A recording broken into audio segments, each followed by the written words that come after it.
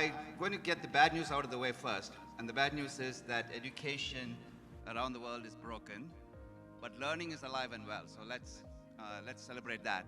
And when I say education is broken, what I'm saying is that the vast majority of education that's happening around the world happens in a place called classrooms, right? And classrooms are absolutely the worst place to educate because it's counterintuitive. It goes against everything that we know about research about how we learn, right? We don't learn to drive a car by sitting in a classroom. We don't learn to play soccer by sitting in a classroom. We don't learn to play piano by sitting in a classroom. We don't learn to cook by sitting in a classroom, right? And yet the fundamental model of education is the classroom. Take the classroom away and you've literally destroyed everything we know about education, right? Tell a school district, hey, no more classrooms. What's going to happen? They literally don't have an education model. So you sort kids by age, put them in a room, which actually, even in the United States, we provide less square feet per student in a classroom than we provide prisoners in a high security prison, okay? So this is an inhumane way to take our kids who are full of creativity, full of excitement, full of vigor. They've taught themselves how a language by the time they're 2 years old. They've taught themselves how to walk and talk, and yet here we are teaching them how to learn when in fact they know all about that. So the unfortunate problem is that we're not going to get rid of schools, which I wish we could, but we cannot because the vast majority of parents have no other alternative. So schools are here to stay only because there is no competition for them in the sense of the physical thing. From a learning perspective, there's tremendous amount of competition for schools, obviously, right? So if the schools are going to be around anyway, what can we do to make them at least habitable and somewhat tolerable? And I'm not necessarily saying even at that, it's going to do a lot more for education. And all the people around here have devised many, many different ways to educate our children. And I think that's the hope for the future. So as I said, learning is alive and well. Those schools and signified by the school building. So the school building is a kind of a metaphor for what I'm talking about. So if we can change the school building, maybe we can think about education a little bit differently. And so that's the theme of my talk. So basically all children need, and adults need to self-determine. We call it self-determination theory. And all that means is that as human beings, we want to be in charge of our own life. So what does that mean? It means that we want to have autonomy. So the question is, are we giving our children autonomy in schools? Which unfortunately, if you're sitting in a classroom taking orders from a teacher, you're not, right? All of us want to be competent. No child, a child will stand in front of a basketball hoop and throw baskets for 3 hours because they want to be good at it, right? We all want to be good at what we do. So competence is a very important thing for all of us. And the third is relatedness. It's not just relationships, but relatedness. We want to feel like we belong. We want to have a sense of identity. So that's the third important thing. The question is how well are schools actually doing that? And the reality is that we're now in the fourth industrial revolution. We're right in the thick of it. And the world is changing. Literally, entire industries are being wiped out and being replaced by new industries. And so in this kind of a world, we need to be educating children for a world that looks exceptionally different than anything that we are familiar with. And unfortunately, our schools are based on looking in the rearview mirror. It's kind of like trying to drive a car looking in the rearview mirror as opposed to the windshield, the world that's coming at us, right? So basically what we need to do is we want to go away from the hierarchical model where everything flows from the top down, from a school district on the way down to principals, all the way down to teachers, to students who are the most powerless. We want to change that to a network model, which is kind of what's happening here, where people from all around the world come together voluntarily because of the things that we are interested in, and that bring us together as a community. So a network model where everybody is not just a learner, but also a teacher. So everybody has something to contribute. Even a child has something to contribute. So we want learning, education to be based on this model of networks. So for that, we have to define learning, right? What is learning? And unfortunately, there are two views of learning. One is teacher-directed. Right? Without a teacher, we can't learn. And all the research shows that no, you don't need a teacher. You are your own best teacher. And you can learn from somebody, sure, but learning and teaching are not necessarily the same thing. Just because I teach doesn't mean you're going to learn, right? So teaching and learning are not the same thing. So these schools are focused on the teacher-centered model, when in fact we need to be in a student-centered model. Teacher-centered looks like that, and student-centered looks like that, which means students are basically running the show. They have autonomy, they have competence, and they have relatedness. So the one-room schoolhouse, this began at the start of the Industrial Revolution, or even before that, 1875 to 1925. That's a model we're still using today. It's the only industry in the world that hasn't changed in over 100 years. When in fact it's the one that should be the first to change, because schools are preparing us for the future, right? So that should be the one that should be leading the charge. In fact, that's the one that's way, way behind the times. So basically what student-centered, this is one of our schools in Mumbai actually, this is what student-centered learning looks like. It's not all students doing the same thing. It's not all kids listening to a teacher telling them what to do. And so there are four components of student-centered learning. One is personalized. The second is competency. The third is learning happens anytime, anywhere. And the fourth is that students have to have agency. They have to have a voice in what they do. So that brings us to learning spaces. The reason learning spaces are important is because a learning space will either let you do something or prohibit you from doing something. If I put 25 students and a teacher in a classroom, I've already determined what education looks like. So regardless of what you might think, the space, the environment dictates what education is all about. So if you don't change the space, you're basically trapped in the same old model. So this is what we call cells and bells. Students start their day in a cell, the bell goes off and they move to another identical cell, right? We want to change that model. Even in the best schools around the world, I've traveled around the world, our practice is now expanded to over 52 countries. And no matter where we go, even the most exclusive private schools in the world, the best international schools in the world, all begin with this model that this is how education is supposed to look like. And we want to transform that. And of course, it began well over 100 years ago, that model. So what are the elements of change? First, if you want schools to be welcoming and safe and nurturing, you want it to be versatile, you want it to support many modalities of learning, and you want to send positive messages. Environments send a strong message about who we are as people and how well we are valued. So here's one of our schools. We call this a family room. You walk in, there's a fireplace there, and students have felt, and it's a public school, so it's not impossible to make these kinds of changes. So this is actually in Colorado. Or here's another example. This is a multifaceted space. It can be used as a lunchroom, it can be used as a conference area, it can be a performance space, it can be a community center, and on and on and on. So basically, in terms of supporting modalities, we have the David Thornburg. In fact, I was just speaking to him a couple of days ago, and basically he came up with these metaphors. He calls them campfire, watering hole, cave, and life. What we are in right now is a campfire mode, where I'm a storyteller and you're listening to me passively. But the watering hole is when you begin to interact with each other as soon as this session is over and you're allowed to go out. And the cave is when you reflect, when you're on your own. And life is when you get to apply it in practice. Now, we need students to be able to go through all four of these in order for them to be real learners. Unfortunately, we focus more on the campfire. Now, if you want to develop this further, we have these 20 modalities of learning, which are all the different ways in which learning happens. And if you look at that list, there's 10 here, and there's 10 more.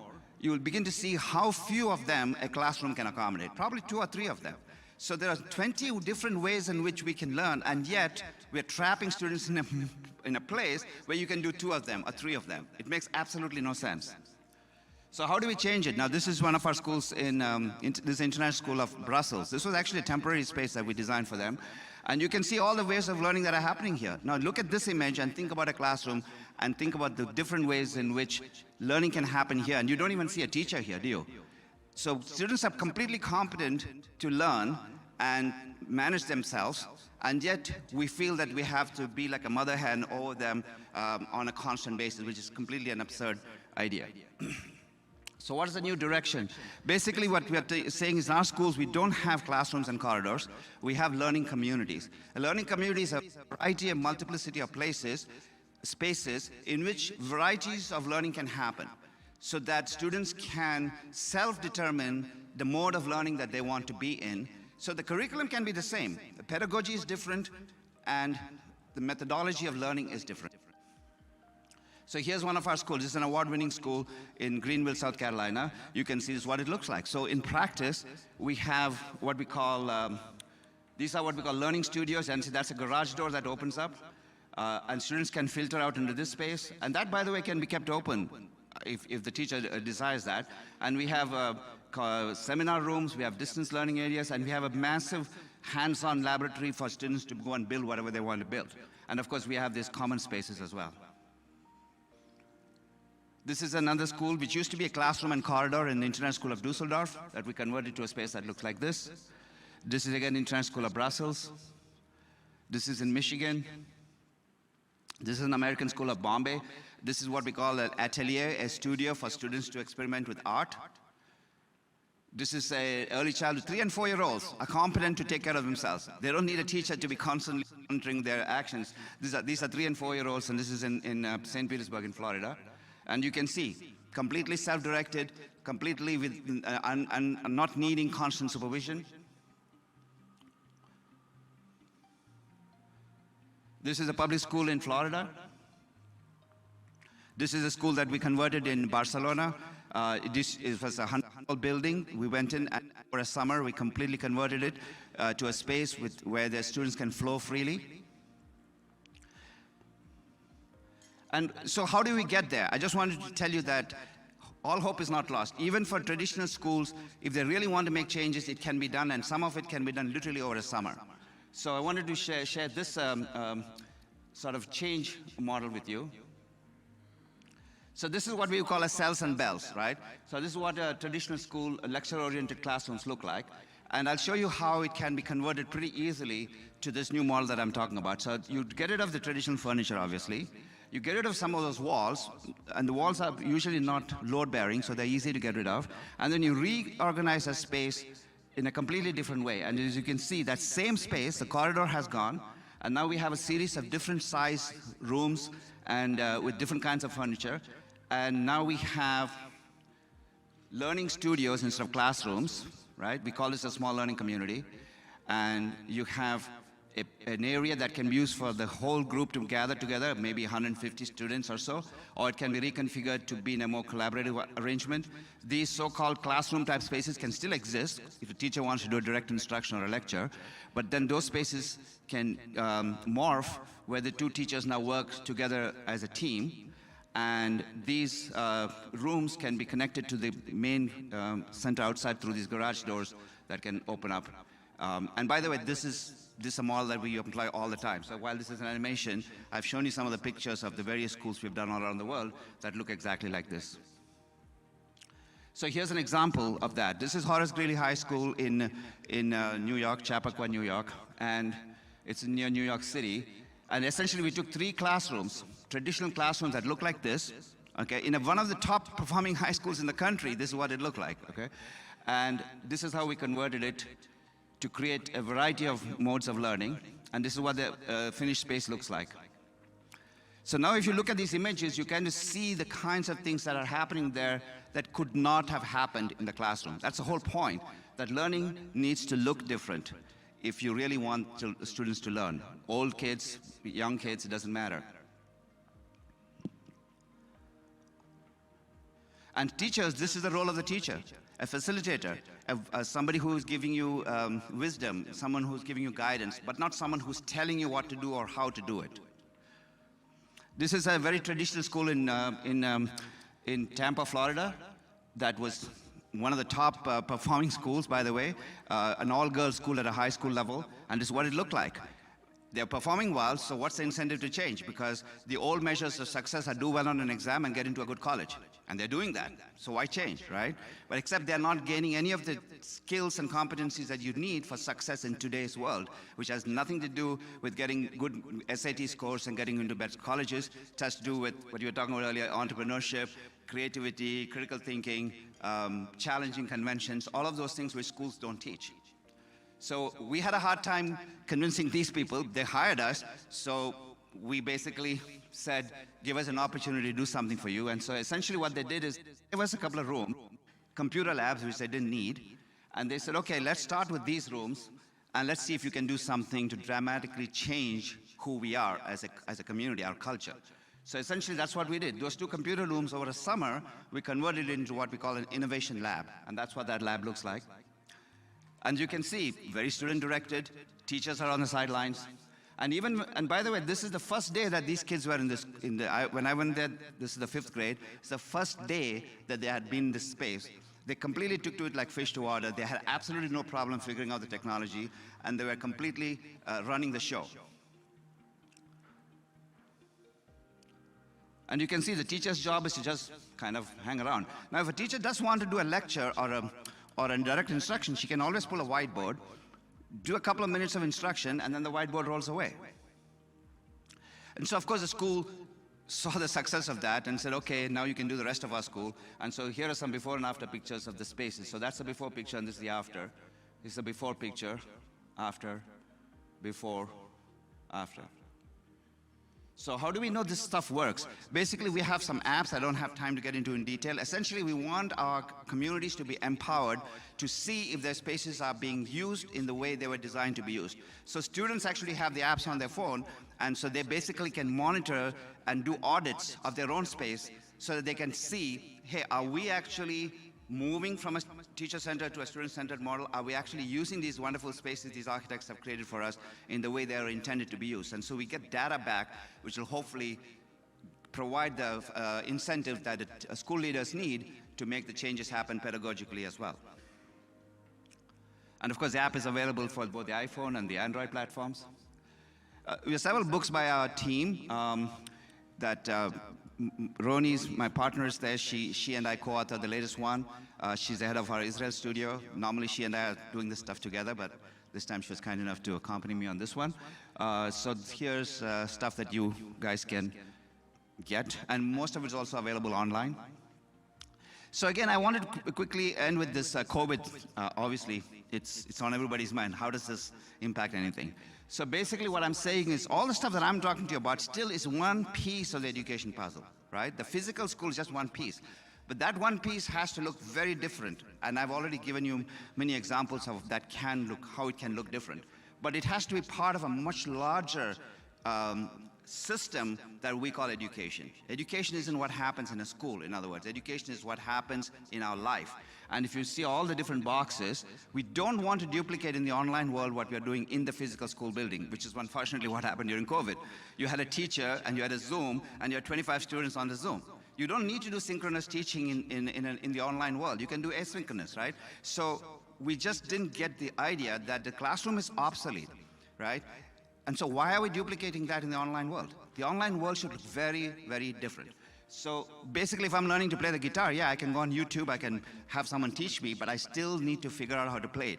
Now, I actually started playing pickleball recently, and serving was something I wasn't doing very well.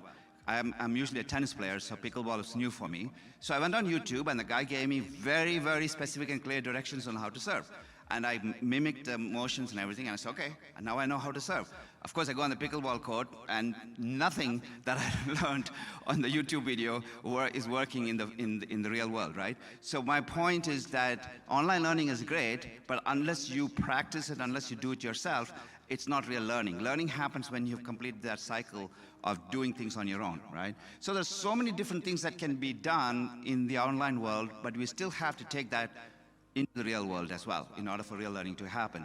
So with that, I'm going to stop, and I have a few minutes to take a couple of questions. I've said many provocative things here. Yeah, go ahead.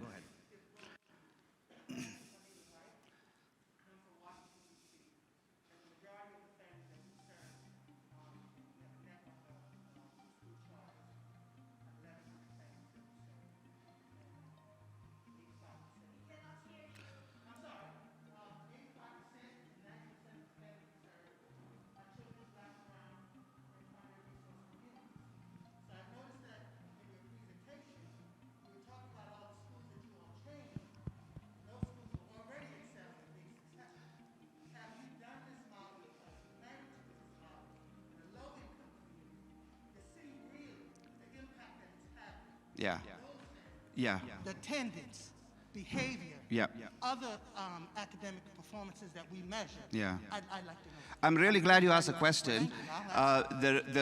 The biggest and most dramatic changes that we've seen happen are in communities that were what we would call marginalized communities. The most, I mean, we've taken schools that were at 24% graduation rate to 99+% graduation rate.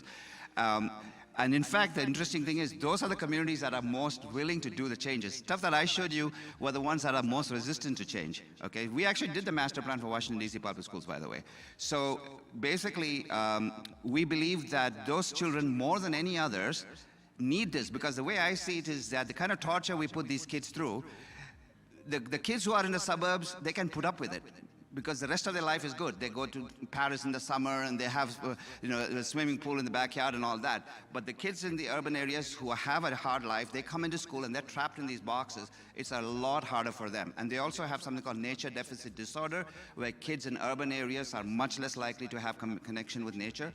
So significant part of our work happens in underserved communities, and our greatest successes are actually in those kind of schools. We actually have a school called Hip Hop High, where kids who are basically sitting on the sidewalk, who might otherwise have been on drugs or dead or in jail, are now basically in school every day because they want to make hip hop. And MTV was at that school, and these kids are now role models for kids all around the country.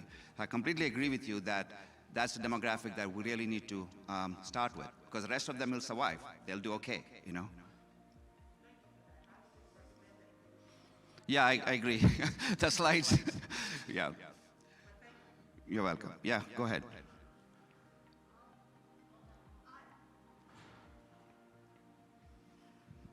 I love what you're doing, and I do see that you're creating the prerequisite for learning, and it's wonderful.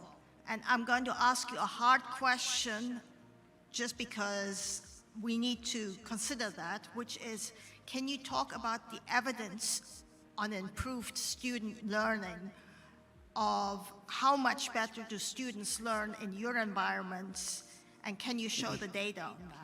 Yeah, 100% I can show the data, but this is a very interesting question that you ask, right?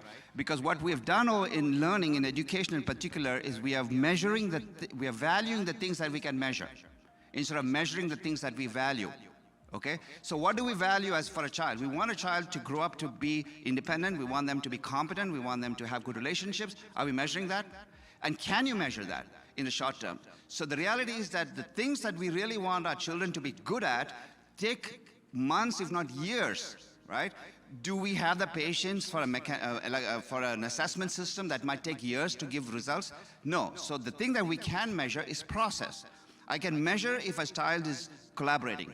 I can measure if a child is doing critical thinking. I can measure if a child is working collaboratively. All kinds of things. So I can measure the process, but I cannot measure the outcomes. The minute you make measures about outcomes, we go back to test scores, and we go back to meaningless measures that have absolutely nothing to do with whether a child is successful or not. And by those measures, if you go into our schools and if you just saw those images, the students are doing the things we want them to be good at. And there's dozens of examples. You can just Google it literally and go online and find dozens and dozens of examples of how the model that I'm talking about makes sense. I mean, the contrary version is, why would a system where you trap kids in a box for 6 hours a day make sense? On its face, it makes no sense. So literally, I'm saying anything's better than that, right? So when you ask about measures, my answer is, the measures are there because you can just go online and see what makes kids healthy, what makes them creative, what makes them productive. And we are doing all of those things to create the environment in which all of those things can happen. And then we can measure that. And we do have measures of that, lots and lots of them. And in cases of students who are not doing well, the traditional measures are there too, graduation rates, test scores, all of that, right? But if you're dealing with a community that's already graduating 99% of kids, you want more sophisticated measures.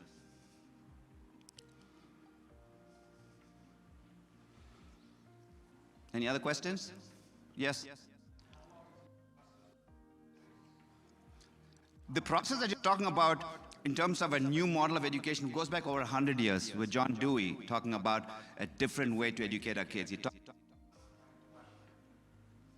Yeah. Question is, how long have you been doing this type of architectural work for school districts? Well, I started my career in school design in New York City. I was the director of operations for the schools in all of New York City. We built 100 new schools and renovated over 500 of them over the 10 years I was there, spending $1 billion a year to build the horrible, meaningless kind of. So that was in 2000. So we've been doing this for over 20 years in 52 countries. So clearly there's a tremendous track record now, and as I said, we have books. The last 2 books actually were done in collaboration with Harvard University, and tons of research. They wanted it as a peer-reviewed publication with all the research backup and all of that. Also written several pieces in Education Week and other places. So this is not my one person's opinion. This is based on established research and a track record where you can literally visit these schools and see how they look completely different than anything we are familiar with.